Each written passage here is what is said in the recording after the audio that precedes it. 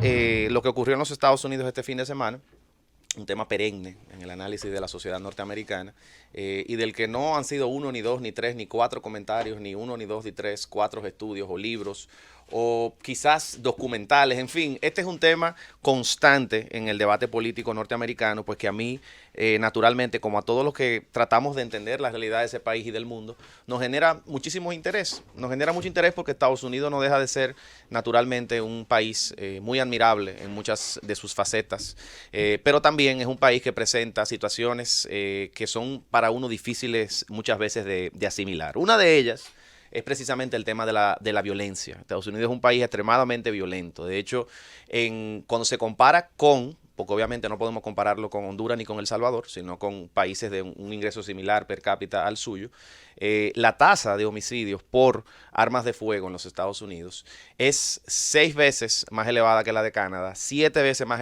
elevada que la de Suecia y 18 veces más elevada que la de Alemania, por ejemplo. Naturalmente, en las comparaciones estadísticas que se hacen sobre los índices de violencia por armas de fuego en el mundo, no se puede tomar únicamente el factor de la tenencia de armas ni del derecho y acceso que se tenga a esta, porque hay muchos factores que juegan un rol. Naturalmente hay lugares donde a mayor grado de pobreza, mayor concentración de violencia, y eso es algo que se da incluso en los Estados Unidos también. Si citabas ahorita el caso de Baltimore, que es un ejemplo interesante porque ciertamente hay leyes restrictivas, pero también hay una incidencia de la pobreza, de la segregación racial bastante elevada. Entonces, cuando uno estudia el rol que juegan las armas de fuego en la prevalencia de la violencia en los Estados Unidos con armas de fuego precisamente, hay que hacer un análisis que sea muy multifacético, porque no solo, el tema no es solamente de derecho, hay muchos otros factores.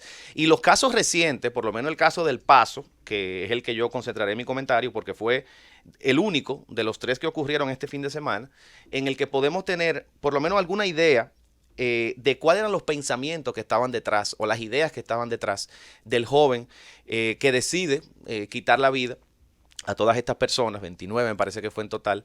¿Y por qué? O sea, porque tiene que haber una razón. Y obviamente, cuando se trata de una persona que tiene algún problema mental, es fácil descartar cualquier razón que esté detrás. Pero yo estoy en contra de eso. Yo creo que un problema mental con las ideas incorrectas en el momento incorrecto puede llevar a personas a hacer cosas impensables. O sea, nada más no es el tema de la enfermedad, sino las ideas que alimentan a esa persona y las ideas que prevalecen en el debate público norteamericano hoy en día. ¿A qué me refiero específicamente? Señores, yo, más que hacer una valoración individual, me voy a tomar la libertad, para que sean ustedes los que juzguen, de leerle un extracto, porque era un manifiesto de 4 páginas, el que hizo este joven, largo, con muchas ideas interesantes, una especie de sancocho con ideas extremadamente libertarias, otras conservadoras, otras muy liberales, en fin, ideológicamente es alguien que definitivamente no tiene una brújula, pero ustedes verán en el lenguaje de este joven si hay algunas cosas de las que él plantea que ustedes no le hacen resonancia. Por ejemplo, dice él, y así inicia: en general, yo apoyo lo que ocurrió en Christchurch. Este fue el atentado que ocurrió en Nueva Zelanda, donde perdieron la vida más de 49 personas en una mezquita. No sé si recuerdan ese video que fue bastante controversial, y su manifiesto. Este ataque, dice él, es una respuesta, el mío, a la invasión hispana de Texas. Ellos son los instigadores, no soy yo. Yo simplemente estoy defendiendo mi país de un reemplazo étnico y cultural que está generando esta invasión.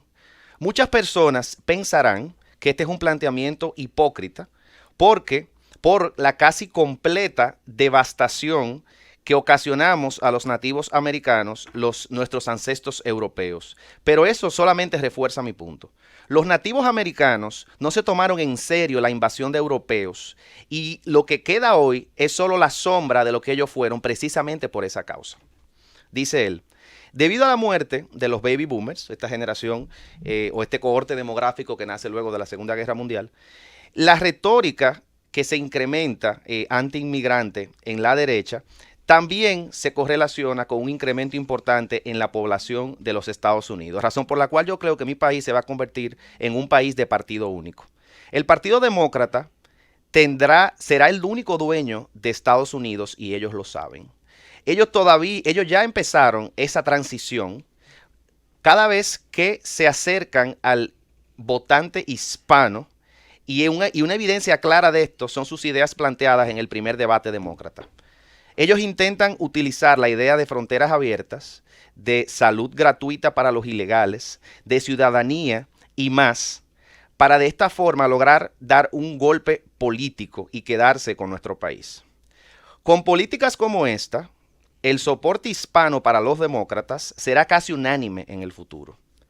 Y la gran población hispana en Texas hará de mi estado una fortaleza demócrata. Perder a Texas y a otros estados con una alta población hispana, a los demócratas, es todo lo que ellos necesitan para ganar todas las elecciones presidenciales.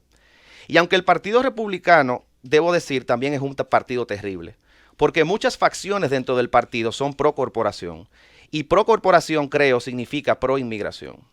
Pero algunas facciones del Partido Republicano no priorizan las corporaciones sobre nuestro futuro. Los demócratas son casi unánimes en su apoyo a la inmigración, mientras los republicanos están divididos alrededor de ella. Por eso, por lo menos con los republicanos, el proceso de inmigración masiva y de ciudadanía se puede reducir de forma significativa. En pocas palabras, la inmigración solamente puede ser mala para el futuro de los Estados Unidos. La inmigración continuada hará ese tema uno de los temas más importantes de nuestro tiempo, combinados con la automatización, algo que se convertirá en una realidad mucho peor. Algunas fuentes plantean que dentro de 2 décadas la mitad de los trabajos de los Estados Unidos se perderán por la automatización. Desde luego que muchas personas perderán su puesto de trabajo. En el futuro próximo, América tendrá que iniciar, dice este joven, un programa de ingreso básico universal para poder de alguna forma paliar los efectos que generarán esta pérdida de empleo. Va terminando él diciendo: toda mi vida me he estado preparando y estudiando para un país que no sé si existirá. El trabajo de mis sueños probablemente sea automatizado. Los hispanos tomarán control del gobierno estatal y local en mi adorada Texas y cambiarán sus políticas para satisfacer sus necesidades. Ellos convertirán a Texas en un instrumento de un golpe político que solo acelerará la destrucción de nuestro país. Y aquí dice: si usted no hace nada y no recuerda nada después de leer este documento, solamente le diré esto: la inacción es una elección.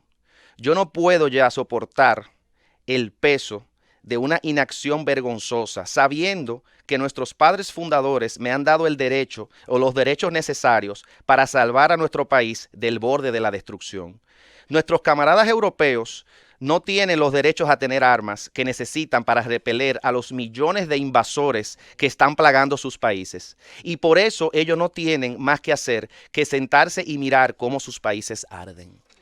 En ese sancocho ideológico de odio, de xenofobia, evidentemente de una concepción supremacista de la raza blanca y del famoso WASP, del White Anglo-Saxon Protestant, es donde se encuentra la raíz de mucha de la violencia que estamos viendo en los Estados Unidos. Y le guste a usted o no, el actual presidente de los Estados Unidos, Donald Trump, es un factor que contribuye a un discurso que de por sí ya existe, porque él mismo reconoce en su planteamiento que las ideas que él tiene sobre los hispanos son antes de Trump. Él la tiene antes de Trump, pero él se identifica con Trump porque Trump se ha hecho eco, según él, de mucho de estas ideas que este joven ya tiene. Y eso es algo que no viene de ahora. A mucha gente se le olvida que uno de los cientistas políticos más interesantes de los últimos 20 años en Harvard, Samuel Huntington, el famoso padre del choque de las civilizaciones, escribió un libro que es una barbaridad en el año 2004, que me tocó leer a mí en el 2010, llamado ¿Quiénes somos?, en el que Huntington intentó explicar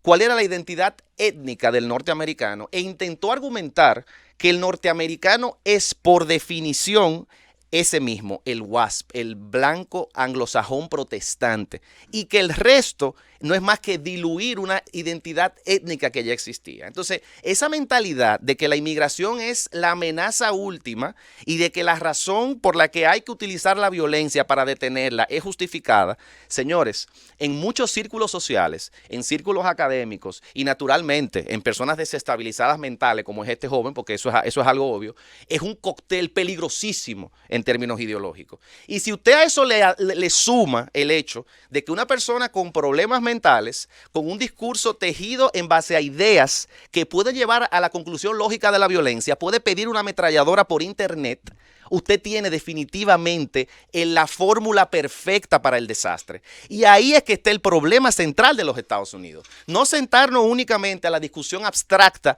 de si tengo yo o no tengo el derecho a tener un arma, sino pensar en los detalles, en qué tipo de arma puedo tener yo. Porque ¿qué hacía ese joven comprando una AK-47? ¿Qué hace ese joven comprando una AR-15? Y claro, siempre podemos citar el caso de Suiza, que es un país que tiene una cantidad de personas con arma enorme. Pero también podemos citar el caso de Nueva Zelanda, que tenía de las leyes más laxas del mundo para la adquisición de armas. En Nueva Zelanda, antes de la masacre de Christchurch de este año, menos del 5% de las armas que había en la sociedad estaban registradas. Ningún tipo de procedimiento legal casi se requería para comprar un arma. ¿Y qué hicieron ellos después? Bueno, pero ocurrió.